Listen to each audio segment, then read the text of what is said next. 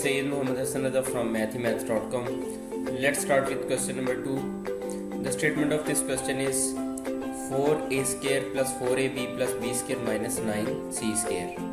अब अगर आप इसे देखें यहाँ पे तो आपको अंदाज़ा होगा कि ये एक कंप्लीट स्क्वायर बन रहा है।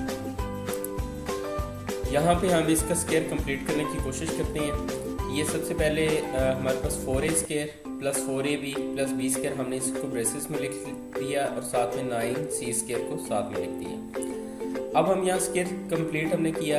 ये हमारे पास आ गया फर्स्ट, ये हमारे पास आ गया सेकंड। तो ये आ गया फर्स्ट का स्क्वायर, ये आ गया सेकंड का स्क्वायर प्लस 2 इंटू फर्स्ट यानी 2a इंटू सेकेंड b। तो अब हमारे पास सिचुएशन कुछ ये है कि अगर फर्स्ट का स्क्वायर हो, सेकंड का स्क्वायर हो और 2ab हो, यानी कि a square plus b square plus 2ab हो, तो according to this formula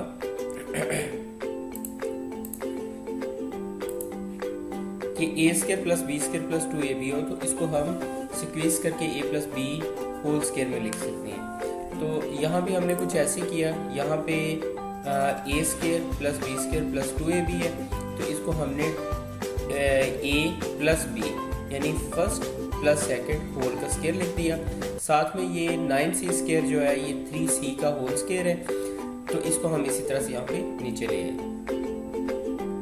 next step में अब हमारे पास एक और फार्मूला होता है कि अगर दो स्क्वायर्स हो दरमियान में माइनस हो, तो हम इसको एक दफ़ा ऐड कर देते हैं, एक दफ़ा सब्ट्रैक्ट कर देते हैं। तो इस फार्मूले की मदद से यहाँ पे हमारे पास दो स्क्वायर्स हैं, दरमियान में माइनस है, तो इसको हम एक दफ़ा ऐड यानी 2a plus b plus 3c और 2a plus b minus 3c एक दफ़ा ऐड कर दिया, एक दफ़ा सब्ट्रैक्ट करके लिख दिया और इस तरह से हमने इसको फैक्टराइज कर दिया। ये क्वेश्चन कंप्लीट हो चुका है। अगर आपको इसमें कोई कन्फ्यूजन है तो आप हमसे कांटेक्ट करें।